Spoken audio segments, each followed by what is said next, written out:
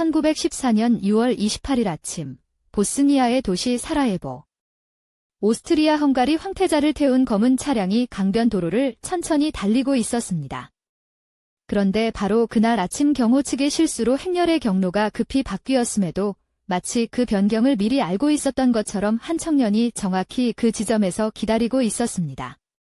두 발의 총성이 울렸고 세계는 그 순간 이전과 달라졌습니다. 이 암살은 오랫동안 한 청년의 충동적 분노로 설명됐습니다. 하지만 시간이 흐르면서 드러난 정황들은 그 설명이 얼마나 불완전한지를 조금씩 보여주었습니다. 암살범에게 무기를 건넨 것은 누구였는가? 그들은 어디서 훈련을 받았는가? 그리고 그 배후에는 어떤 조직이 움직이고 있었는가? 이 질문들의 끝에 흑수단이라는 이름이 있습니다. 20세기가 시작될 무렵, 발칸반도는 유럽에서 가장 복잡한 화약고였습니다. 오스만 제국은 수백 년의 지배력을 잃어가고 있었고, 오스트리아 헝가리는 그 빈자리를 채우려 남쪽으로 팔을 뻗고 있었습니다. 그 사이에서 세르비아를 중심으로 한 남슬라브 민족들은 분열된 민족을 하나의 국가로 통합하려는 열망을 키워가고 있었습니다. 외세의 압박과 민족의 열망이 충돌하는 이 땅에서 흑수단은 태어났습니다. 1911년 베오그라드의 어느 밀실에서 세르비아군 장교들이 한자리에 모였다고 알려져 있습니다. 이들이 결성한 조직의 공식 명칭은 통일 아니면 죽음이었지만 세상은 이 조직을 흑수단이라 불렀습니다. 외부에 드러나지 않는 위계 구조, 엄격한 비밀 서약, 그리고 남슬라브 통합이라는 하나의 강령이 이 조직을 결속시켰다고 전해집니다. 그들이 단순한 민족주의 결사였는지 아니면 그 이상이었는지는 지금도 논쟁 중입니다. 흑수단이 공식 출범하기 8년 전인 1903년 세르비아 왕궁에서 충격적인 사건이 벌어졌습니다. 친오스트리아 성향으로 알려졌던 알렉산다르 오브레노비치 국왕내외가 왕궁 안에서 살해됐고 세르비아군 장교들이 그 주축 세력이었다고 역사는 기록합니다. 이 사건은 세르비아의 권력 지형을 송두리째 뒤바꿨고 훗날 흑수단을 이끌게 될 인물들이 처음으로 두각을 드러낸 계기이기도 했습니다. 피로 쓰인 이 서막은 이후에 벌어질 일들의 예고편처럼 읽힙니다. 흑수단의 내부 구조는 오늘날까지 완전히 복원되지 않은 것으로 알려져 있습니다. 소수의 수뇌부가 익명의 번호로 조직원을 관리했고 대부분의 조직원은 자신의 직속 상관이 누구인지조차 알 수 없도록 설계됐다고 전해집니다. 세포 조직 방식으로 운영됐기 때문에 한 명이 붙잡혀도 전체 조직이 노출되지 않는 구조였습니다. 이 치밀한 은폐 설계 자체가 이 조직이 단순한 민족주의 모임이 아니었음을 암시한다는 시각도 있습니다. 이 조직의 중심에는 아피스라는 암호명으로 불린 인물이 있었습니다. 세르비아군 정보부의 수장이었던 드라구틴 디미트리예비치 대령이 바로 그 주인공으로 지목됩니다. 1903년 쿠데타에도 직접 가담했다고 전해지는 그는 세르비아 군내에서 막강한 영향력을 가졌고 흑수단의 실질적 지도자였다는 것이 역사가들의 주류 견해입니다. 하지만 그의 명령이 어디까지 미쳤는지 그리고 그가 최종 결정권자였는지는 여전히 명확하지 않습니다. 1914년의 표적은 오스트리아 헝가리 제국의 황태자 프란츠 페르디난트 대공이었습니다. 역설적이게도 그는 남슬라브 민족에게 제한적 자치를 부여하는 방안에 비교적 열린 태도를 가졌다는 평가도 있었습니다. 그럼에도 흑수단의 시각에서 그는 오스트리아의 발칸 지배를 상징하는 존재였고 그가 보스니아를 직접 방문한다는 소식은 이 조직에게 결코 흘려보낼 수 없는 기회처럼 다가왔을 것입니다.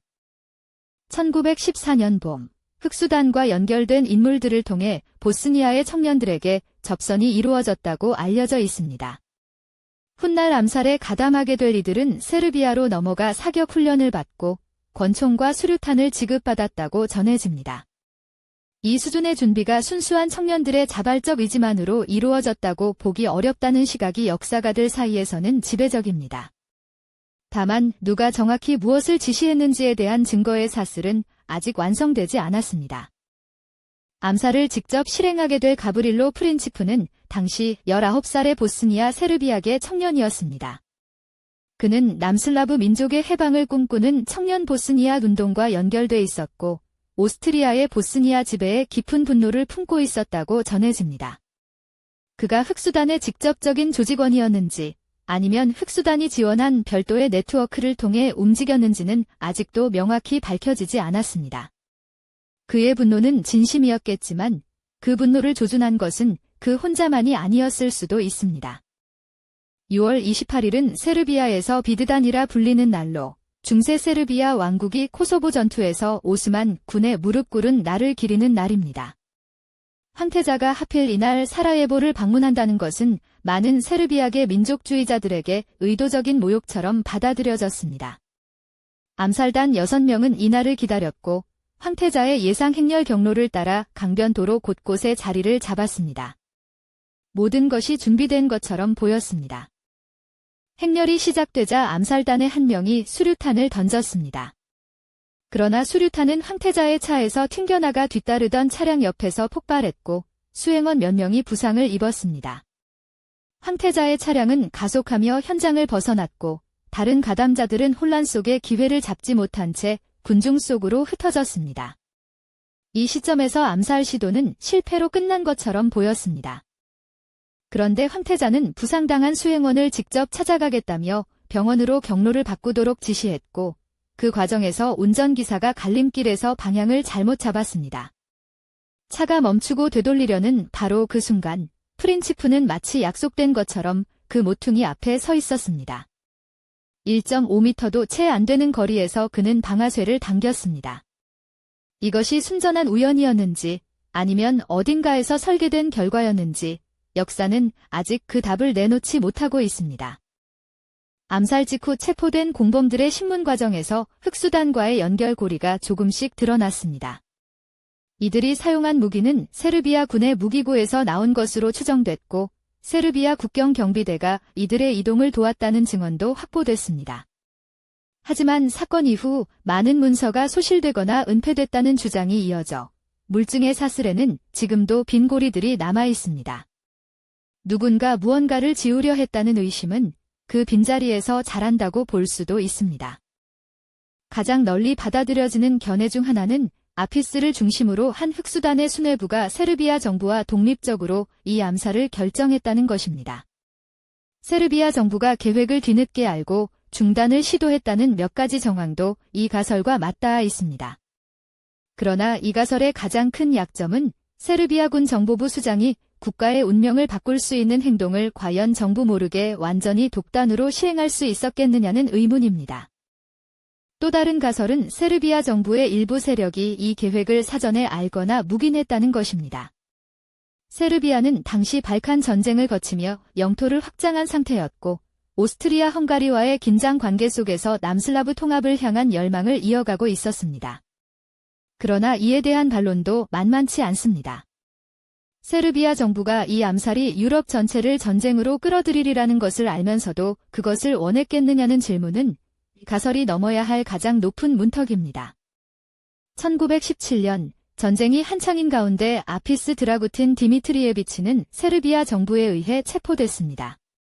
군사재판에서 국왕 암살 음모죄로 유죄 판결을 받고 처형된 그의 최후에 대해 많은 역사가들은 이 재판이 공정하지 않았을 가능성을 제기합니다.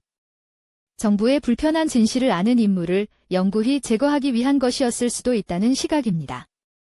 그의 죽음과 함께 흑수단의 핵심 비밀을 가장 깊이 알았을 인물도 사라졌고 그가 품고 간 것들은 영원히 복원되지 않을 수도 있습니다. 1914년의 총성에서 시작된 전쟁은 4년을 태웠고 2천만 명 이상이 목숨을 잃었습니다. 흑수단이 그 방아쇠를 당겼다는 것은 역사적 사실에 가깝지만 그 방아쇠를 누가 허락했는지, 세계대전은 설계된 것인지 번진 불씨인지 이 질문들은 아직 완전한 답을 기다리고 있습니다. 한 세기가 넘는 시간이 흘렀음에도 역사상 가장 치명적인 총성 뒤에 서 있던 그림자들의 윤곽은 여전히 선명하지 않습니다. 여러분은 이 사건이 우연히 쌓인 비극이었다고 생각하십니까? 아니면 누군가의 손길이 닿은 설계였다고 생각하십니까?